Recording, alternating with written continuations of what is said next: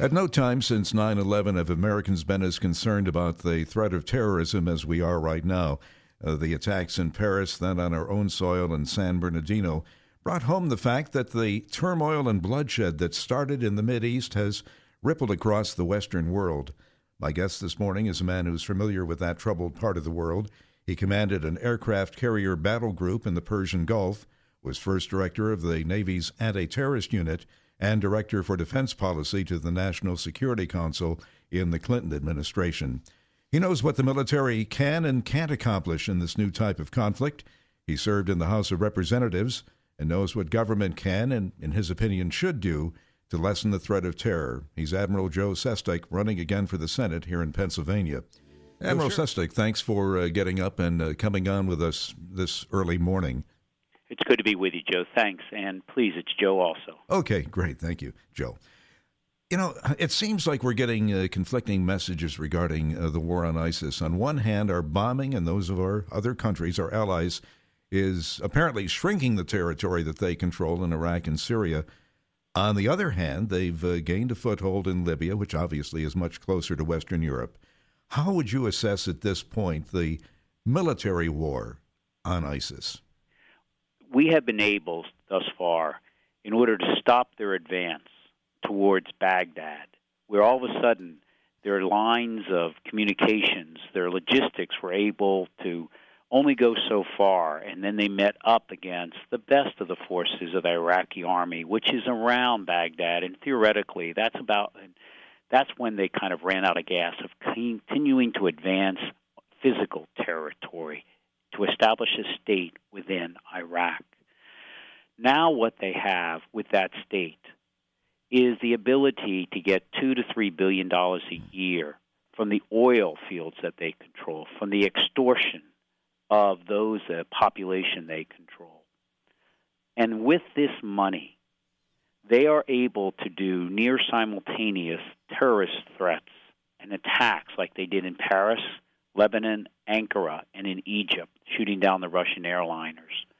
So their ability to expand into other places like Libya has a lot to do with that revenue that they are getting, not just the decreasing territory. So our strategy, which we have been slow to come to with our air power, has to be to knock the legs out from the state revenues that they get, destroy not the refined oil, but the crude pumping stations, the crude oil pumping stations where they begin to extract it from the land. And number two, to bomb and take down those exchanges from which are actually collecting the money, tens of millions of dollars throughout the year, in order to have the money to place terrorists elsewhere. Our air power is the key to knocking down the state of the caliphate. Number two, the ground war needs to be done by those there already, the Russians, the Iranians, and second, the Sunni nations led by Saudi Arabia. That's the dual way to destroy the caliphate state.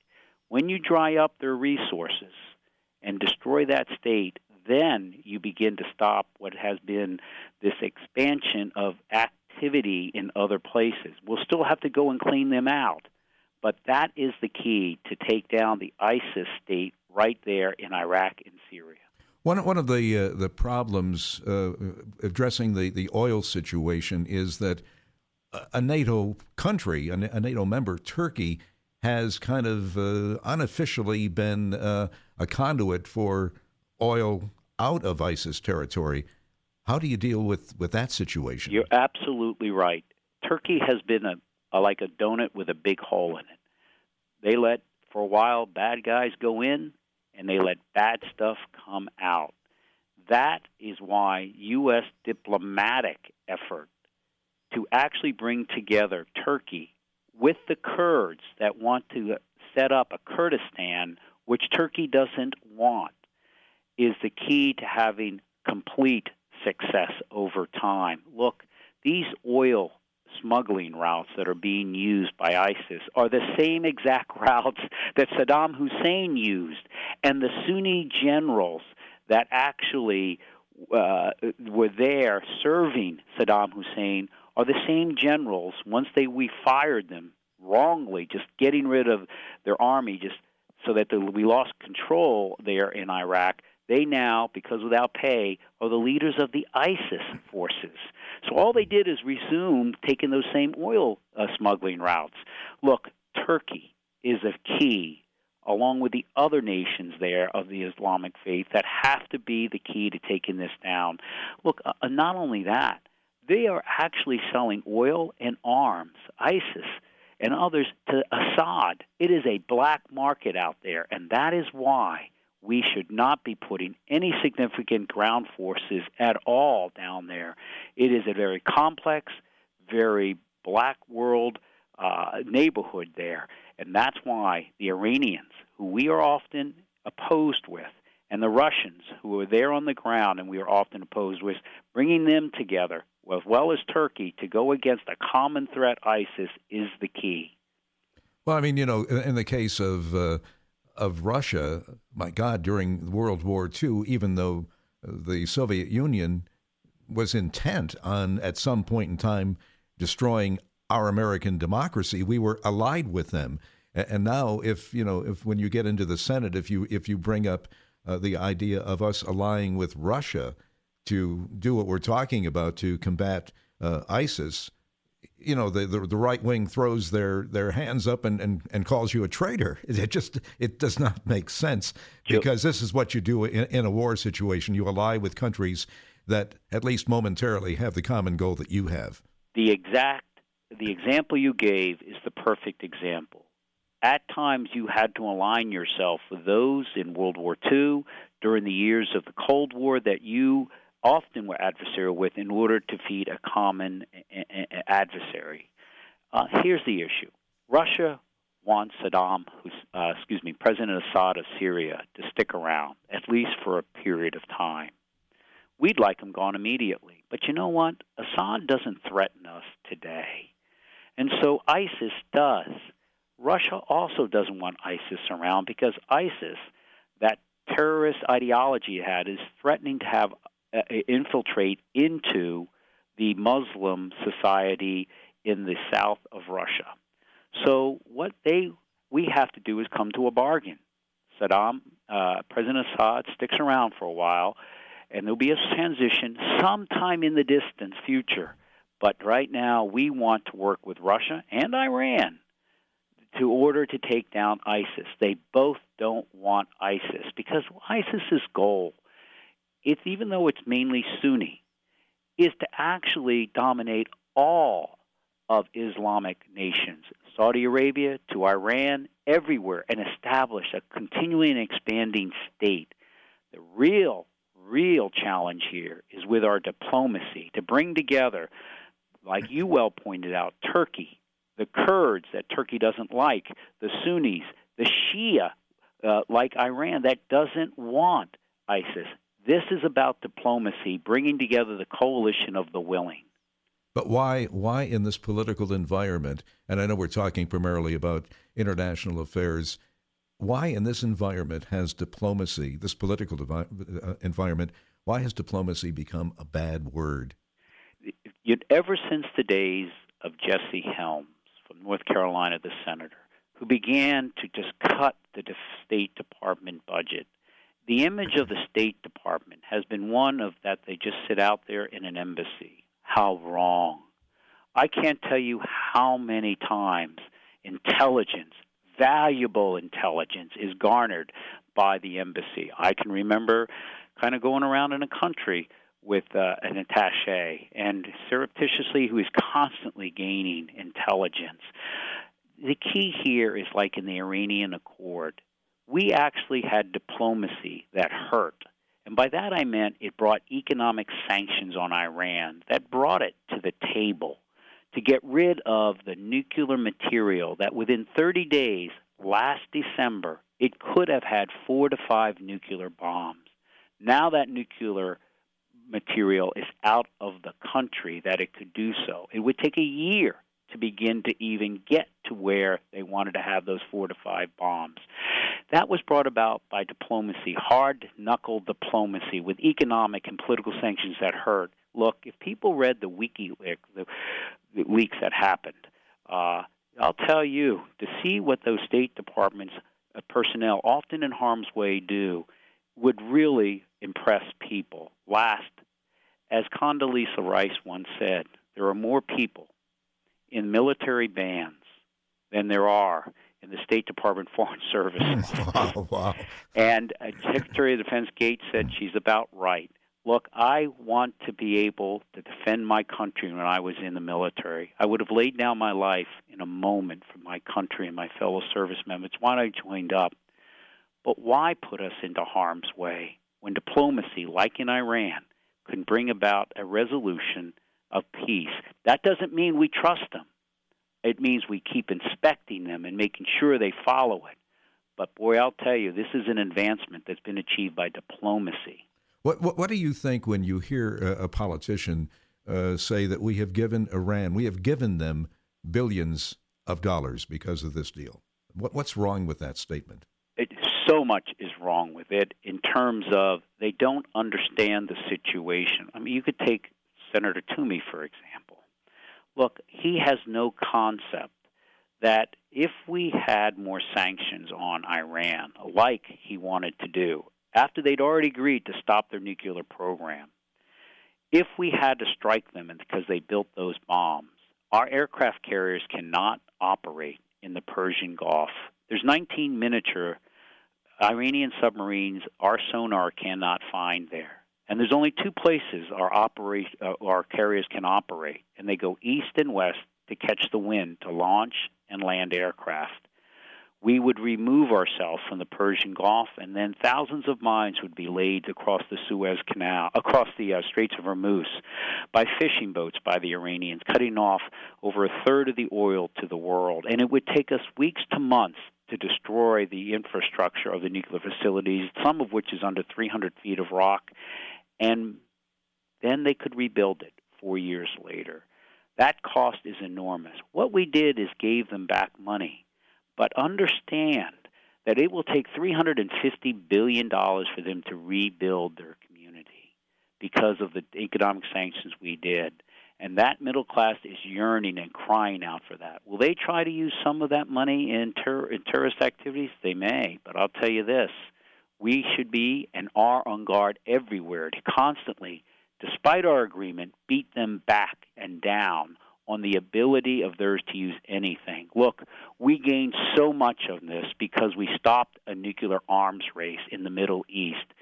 And the deal was they get some of this money stuck in Switzerland and other places. Yeah, that was money. Again, I think right stress that was money that was frozen, right? That was that money is that was correct. frozen. Frozen their money. Yeah, we didn't go into our treasury and give them Not money. at all. This was their frozen. money that we froze in banks to bring them to their knees to get rid of their nuclear weapons. Okay, let's get back to ISIS. And it seems that there's a consensus that, at some point in time, the caliphate will shrink and they won't really have that much territory, if any at all. But even while they are losing territory, even right now, they've been able to mount these attacks, some by, signed and sealed supporters, members, and others by lone wolves or radicalized online. Assuming that they're defeated militarily, how do we fight them? And this is, I think, is harder because, you can't see it. You can't see where they are with a camera in the sky with a drone. How do we fight them underground? This is the most important issue of all. How will it end when we destroy the caliphate? You never take the first step in war till you know the last, because you judge policy by how it ends. And there's 13 million Syrians that have been displaced, maimed, or killed. That's half their population, with the infrastructure destroyed. The same in western Iraq. When all of that is destroyed, where does the ISIS forces go? They slip into 100 miles away to start to come back. This is why 2 things are most important. And I think we have not done this. When you decide to put 50 commandos in, what's the end game? Who do you align them with, the Kurds or the Turks? And we're not thinking that way. How will it end? So number one, That's why the Sunni forces must lead this fight. Not Western forces, Sunni forces going against ISIS that is Sunni. And Saudi Arabia has brought together 32 of the militias in Syria to band them together to begin going against this creature that is now going to turn on it. That's key, so that the ideology is beat back also by Sunnis. Number two, this is why it is so important that, as even someone yesterday said, we have to begin to share intelligence of the needed amount amongst those nations that are there that are often adversarial. Iran, Russia, the Sunni nations, Turkey. Because at the end of the day, fighting terrorists is two things. One, intelligence. Where are they lurking and hiding? And those countries there, from Egypt to Turkey to Saudi Arabia and all, know best. And that's intelligence gathering constantly to watch where they go and get them. But number two, at the end of the day, you do not win the peace without winning the hearts and minds. And that will take what we didn't do in Afghanistan, which, like, for example, fix the illiteracy rate of women in Afghanistan, which was 98%, and have them a mobility, economic mobility, and that eventually ensures a society doesn't have people that are attracted to the wrong ideology. That's the second part. You're getting into an area that I've often wondered about, and I think a lot of people do. Why? What is the root cause of groups like ISIS, Al-Qaeda, and the other terrorist groups in the Muslim world? I used to simplistically think, maybe 10, 15 years ago, that it was that, okay, the United States supports Israel, and if we can fix Israel, Palestine, whatever, everything will fall into place, and they will love us. But the hatred of the Western world, the hatred of the United States, what's the root cause of this? I think there are several things. One is the misuse of religion, and many religions have done that, not just Islam. In fact, if you go back to Spain time when the Moors of Islamic faith controlled Spain, the Jews lived there peacefully under them until the Catholic queen took over and began to persecute those Jews who didn't convert. So people have done this through the ages, but today, those people that are actually bent upon just truly terrorism, crime, almost for the sake of it, are using, because there's just bad people, are using that faith in prostituting it. And that then becomes an attraction for those who are impoverished. You're sitting there in a isolated camp or something, or you're in Afghanistan, and there's no hope of an economy. And all of a sudden, this ideology bodes you a pay. All of a sudden you're moving into it. Look, when we went into Afghanistan, we found so many people were able to be attracted to our side purely because of pay. I know. I flew into Afghanistan at the near beginning of the war. And as we landed, a very short mission. I headed the Navy's anti-terrorism unit. I had to go in for a very short mission to do something, nothing like the Army Marine. But there was a fellow there with the CIA, millions of dollars in cash buying loyalty. That's why I referenced earlier. ISIS is actually selling oil and arms to Assad. A lot of this has to do that they are attracted. Yeah, there's bad terrorists, and they're misusing a religion. But a lot of people from that area are attracted to it because of poverty, and where else can they go for a paycheck? Look, there are also bad people elsewhere attracted to it just because they want to be terrorists in an ideology. I get that. But if we do more to ensure peace and prosperity in the world, then you have less conflict. We always hear that the moderate Muslims should do more to combat groups like ISIS and Al-Qaeda, and yet in a country like Saudi Arabia, which is our ally, I can't think at the moment of the name of the schools, the radical Muslim schools, but the Saudi regime supports these schools, which preach a form of radical anti-Western, anti-Christian Islam.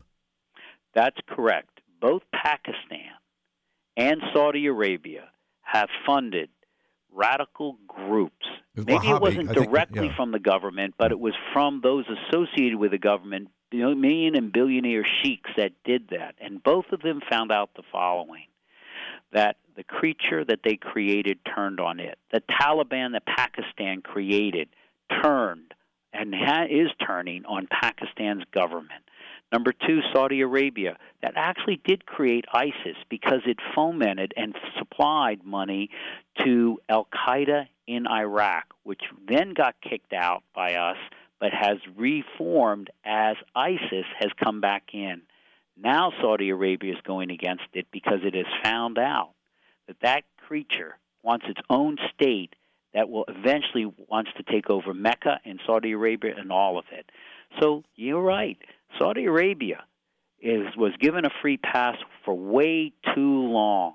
And in my mind, only now is it beginning to be forced to pay its dues. And we need to take advantage of that and force them every day to lead the fight on the ground, not us against that creature, ISIS.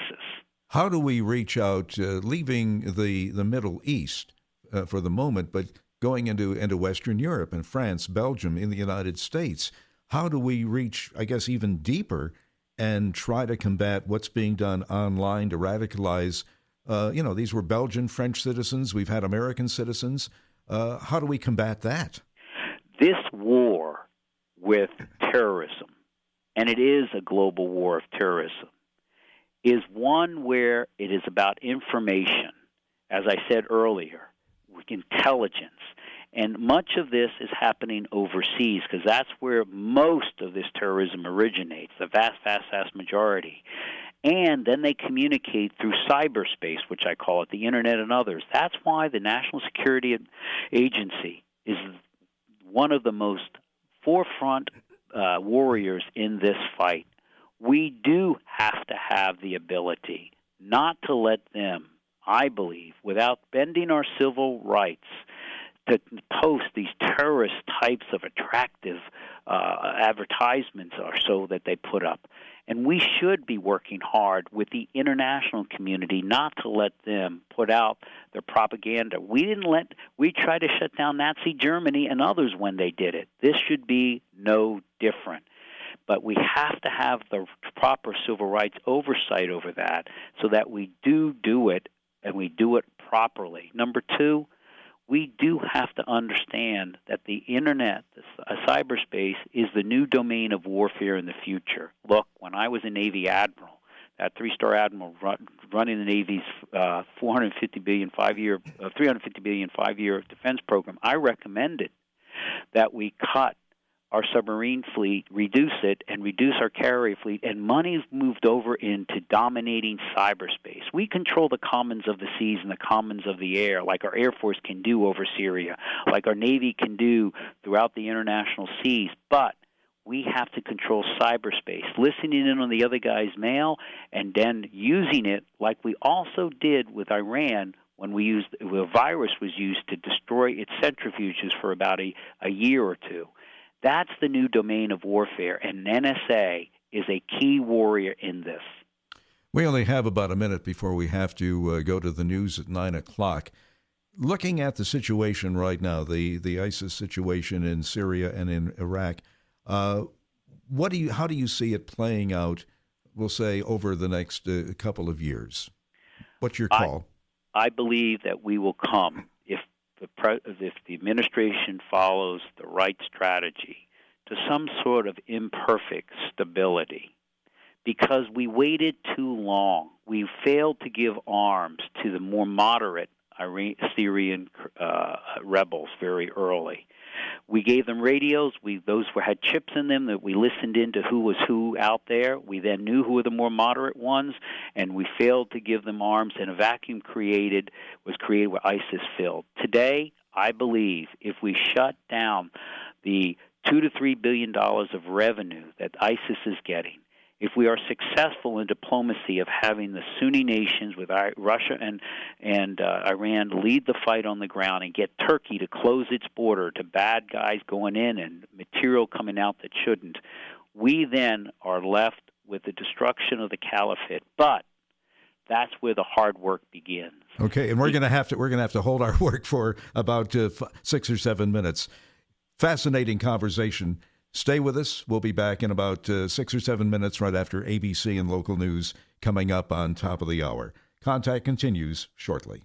Your only local news radio. And welcome back to Contact. I'm Joe Taylor. My guest this morning is Admiral Joe Sestak. We'll continue right after this word from our sponsor, Beaver Meadow Creamery.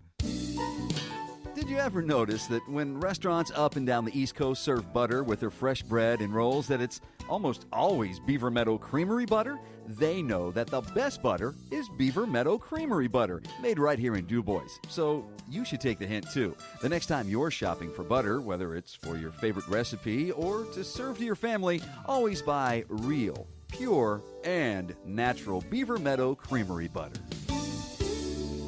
And Admiral Sestak, welcome back. Hopefully you're still with us. I still am. I'm looking forward to this. Okay, great. When you were doing the projection of what you think will happen in Iraq and Syria, you mentioned that you thought we were late in going in and giving support to the Syrian rebels, the initial group of Syrian rebels. And that, I guess, inherently is a criticism of President Obama. And I want to get to this whole issue of foreign policy becoming a political football in the United States. You know, the unwritten rule used to be that foreign policy ended at the water's edge. Everybody got behind the president, and we presented a united front. And now in Congress, we seem to be airing all of our dirty laundry for all of the world to see. And in discussing the ISIS situation, you have people on the right saying, yeah, Obama caused it. It's all Obama's fault. And you have people on the left saying, no, George W. started it. Who, in your opinion, is to blame for the mess, this ISIS situation? My belief is that partisanship stops at the water's edge. There's nothing wrong with having a debate on the right strategy of what to do, because that is a constitutional duty of the United States Senate and the House of Representatives to provide for the common defense under the Constitution. But when you have 47 Republican senators, such as Pat Toomey, signing a letter to the Ayatollah of Iran, who has said death to America, to say, support us in opposing the president in his negotiations to kick out the nuclear material from your country, something's gone wrong. But I do believe there should be a proper debate. But that debate does not mean personalizing it. To always say the president is weak on this. It's to say I have a different approach here, and to say it in the Senate. So, for example, I do believe that President Bush made an error in judgment to go into Iraq that was not a clear nor present danger to us. In fact, when I took my carrier battle group out of the Indian Ocean where we were bombing away in Afghanistan after I came out of Iraq, we went through the Straits of Hormuz. I went into Bahrain, saw the fleet commander, and said, what do you think, Joe? I said, we're ready to go, because we thought we were going to start the running start to the war. And he said, Joe, what do you really think, personally? I said, I think this is a tragedy. What's the clear and present danger to us? And we're dividing our forces between Iraq and Afghanistan. That's not the right approach, but I'm ready to go with my troops. I think that we broke Iraq, and as General Powell said, when you break it, you own it. And one of the splinter groups is ISIS. So I think that's the origin of this. Okay. And then what about those who say that, I think I would say even moderate Republicans, except for maybe neocons, agree with that, but then go on to say that, but then the Obama administration's failure to act sooner in Syria and to look at ISIS and say it's the JVs exacerbated the situation.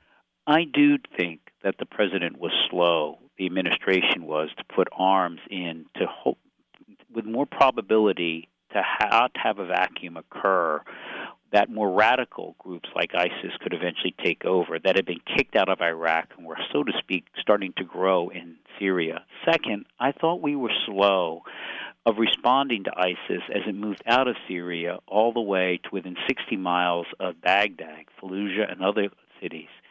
That was about February of approximately, I think it was 2014, and it wasn't until 6 months, 7 months later that we began to respond.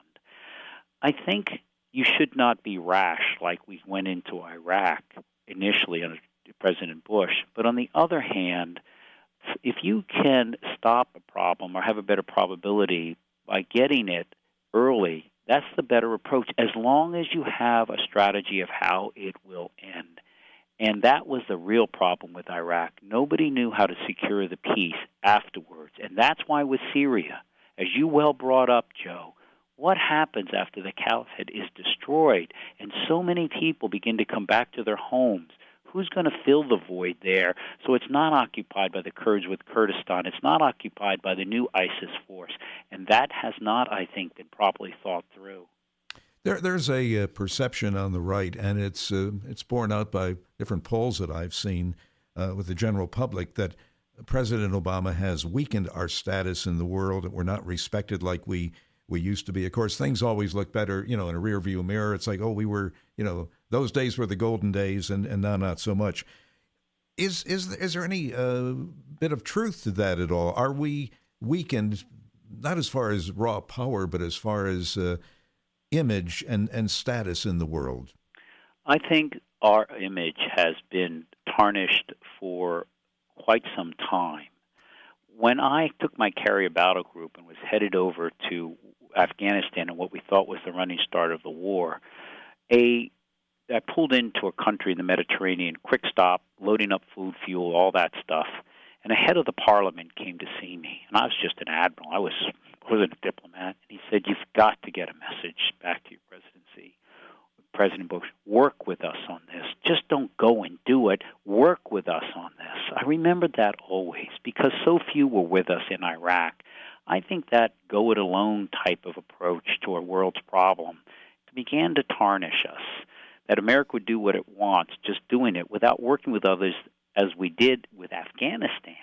We brought nations together, but not Iraq. Second, I do think that the president has had successes like Iran, and I think he has properly moved our naval force to what is the real strategic center of gravity for America this century, which is in the Western Pacific with China, that has already built 4 artificial reefs there that are stationary aircraft. He has had some thoughtful movements and achievements, but on the other hand, I do fear that when you draw a red line that says, Syria, if you use chemical weapons, it is a red line and we will use force.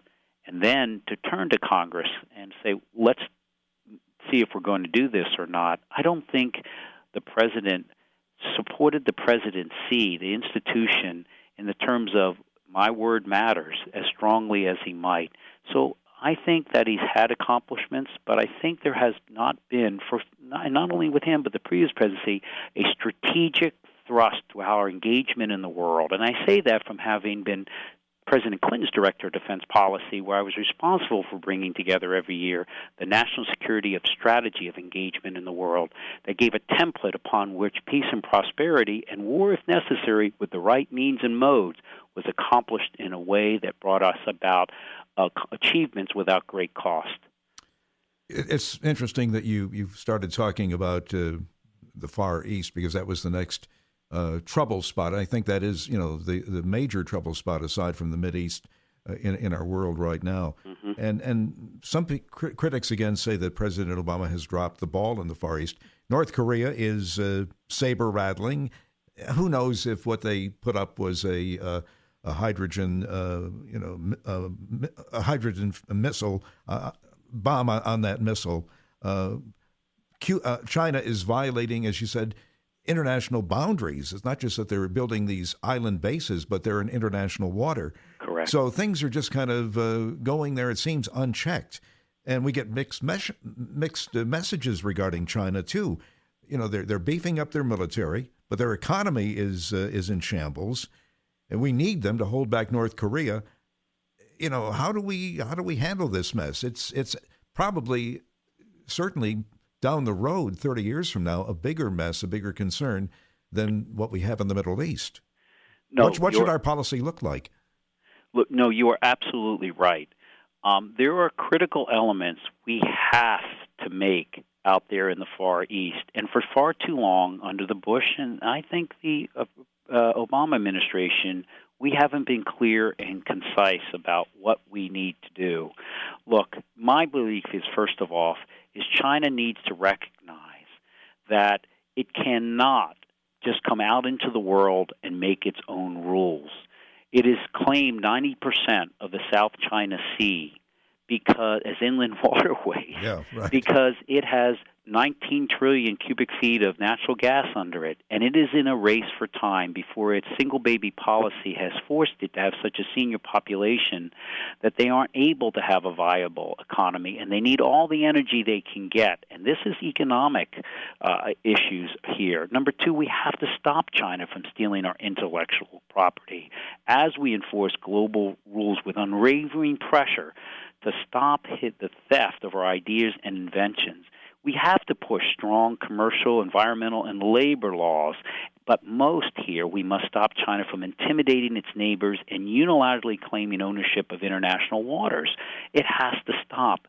We have shifted our Navy over there, not one-on-one with China, but so to speak to be an honest broker in the area, so that South Korea and Japan has already started to move away from its peaceful constitution to say we can support other nations in war, which is what its constitution hasn't permitted it to do up till now. That China has also sailed 3 ships, military ships, through disputed islands with Japan. This is where the other nations out there are extraordinarily uneasy, having already about 4 minor naval conflicts with China, with Vietnam, Malaysia, and other nations occurring, that we need to be out there because this is the center of gravity for our economy. And so that the type of strategy I just laid out is one that we have been, I think, over time been slow to come for. And part of that is there are so few, and part of the reason I'm running for the United States Senate, that are people down there any longer, like the Sam Jacksons or Scoop Jacksons or Sam Nuns of old, that understood how military and foreign policy are interlaced together in a thoughtful, peaceful way, war if necessary, but the military option on the back, not the front of the table, to bring about our economic prosperity. Too often they just write a letter to the Ayatollah, say more sanctions. No, walk softly but carry a big stick. And we don't do that in a thoughtful strategy any longer. I'd like to bring a lot of that with my experience to the Senate. You know, people are always opposed to having diplomatic relations and other relationships with our adversaries. But I think if you look at China, the fact that we have relationships with them maybe causes them to think a bit. And that leads me to the question, do we need China more than China needs us, or vice versa? I mean, we're kind of locked in this, in some kind of a, economic conflict, perhaps a military interest conflict, but we also have a relationship. So who needs who more? I think our economies have become so interlaced right now to where they had so many trillions of dollars of U.S. dollar reserves, they could drop them on the market a few years ago, and our economy would have gone under. But today, it's starting to change to where, you know what, we actually see manufacturing leaving China because the wages have gone up about 15% every year for the last 8 years. Joe, I took a backpack into China, I think it was 1985.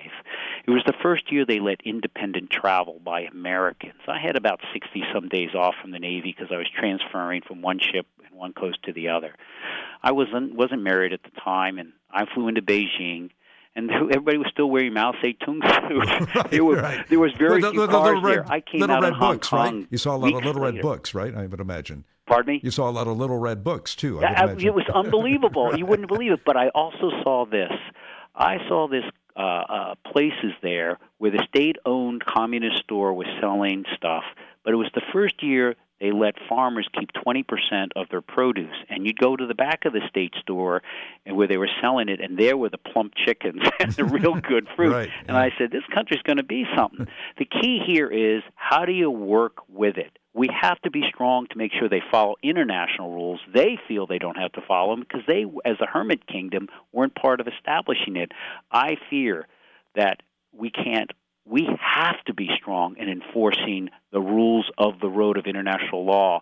But that doesn't mean just all of a sudden applying, immense military force against something. That means patrolling that South China Sea in a thoughtful way. I advocated in the Navy basing an aircraft carrier battle group, a second one's in Japan, in our own U.S. territory of Guam, as a quiet show of force right there, that with 2 carrier battle groups, that means 24 operations you can do. It just shows our allies and friends we're not doing anything, just a quiet presence to say we are here to ensure the rules of the road are shown or are demonstrated. We haven't done that, even though I advocated it as a Navy admiral. You alluded a minute ago to, I guess, kind of the conflict, between do we handle this diplomatically or always the rush to go in militarily. And again, critics of the Obama administration say that, well, we couldn't do that because he has weakened our military. So, you're connected with the military, obviously. Your thoughts on military capability and readiness of the United States of America as of right now, this day? There is not a military general or admiral in active service today that would trade the military of today for one 10 years ago. Look, and here's why. People tend to judge our military by how many divisions, how many aircraft carriers, how many submarines. Geez, when I was a Navy admiral, as I mentioned earlier, I advocated stationing a carrier in Guam, but also reducing our carriers by about 3 and moving the money into cyberspace. Why? Because an aircraft carrier can strike today about 10 times the targets in 24 hours it could do 15 or 20 years ago, because it can carry a lot more miniaturized bombs that can go right into the precision window rather than just big bombs that kind of might come near the house. And so our ability with one aircraft carrier to have 10 carriers of capability means judge your military on capability, not quantity. In fact, the Secretary of Defense, just before Christmas, sent a memo to the Navy, said, stop judging your military on quantity, but capability. No, it is extraordinarily capable, but not as capable as can be if we understand we can't find the Chinese submarines with the old submarines. We pass within 1,000 yards of them at times and don't pick them up. But we could drop little things into the ocean that pick up a magnetic anomaly. When a submarine moves through the water, it upsets the magnetism of the Earth. And if we got lots of those little Coca-Cola bottle-sized items out there, we could know where they are just by a very simple system, measuring where they're moving around, send it up to a satellite, fly a drone over, if you are in war, and drop a torpedo. That was my proposal, and frankly, I think we're eventually moving towards it. We are in a transition to the more efficient, effective, and less costly military of the future. And I have been a strong advocate of that in the Senate, in the Congress, as well as a Navy admiral. I guess the analogy that people can understand is you look at almost any workplace. Let's look at a factory that maybe 30 years ago had to employ 100 people. And now, this is unfortunate because there's some human job loss here. But now, because of technology, instead of 100 people, you can get by on 40 people. And it's the same thing. The technology makes everything more efficient, including warfare. Absolutely right. We don't judge how many laptops somebody has in an office by capability, by how capable. How many gigabytes can the internet carry? Right. So you can go for it. As you saw just the other day, Comcast announced it's going to start gigabyte access rather than megabytes. And so it's about capability. And quite frankly, I proposed a whole different Navy, 240 to 260 ships rather than 315 when I was a 3-star admiral, based on analysis. Not your opinion, your analysis. It's like going from the battleships to the aircraft carriers. Man, there was the war in the Navy about they thought it was wrong. But you know what? Now it's a transition to cyberspace, being able to see magnetic anomalies under the water in a new way, being able to actually, with our satellites, truly read the other guy's mail to know when they're starting to move, so you need less to do more quickly. I want to go off in a complete different direction here in the last couple of minutes that we have. First of all, I want to ask you, have you read the book? And I may juxtapose the title here. I'm reading it right now, Diplomacy and Power, or Power and Diplomacy, by John Meacham, about George H.W. Bush. And the reason I ask that is I'm in the process of reading it now, And I'm reading about this man who was a Republican and yet was friends with Democrats, communicated with Democrats. I'm reading about the senators, and it wasn't that long ago, 30 years ago, even 25 years ago, who were working with each other. Can we ever get back to that? And if you do get to the Senate, are you going to try to have that kind of relationship with people across the aisle and encourage friendships and working together? You know, we hear this every 4 years. People are going to work with each other, and then they don't. I think this is obviously a major problem in our country, and it impacts what we've been talking about today. It impacts foreign policy. How can we get back to that? Do you want to get back to that? Yes, and I intend to make that if not the prime effort, because trust is the biggest deficit we have in America today. It's why I walked across this state, 422 miles, doing events on issues every day to show people I want to earn your trust. And then I want to be in Washington, D.C., and I want to do what I did as a congressman. I had, in my first 2 years, 20 pieces of bipartisan legislation passed. The first movement of money into autism in 12 years, finding 2 programs that could be cut in the Army, and I worked with Republicans and others to get it moved into autism.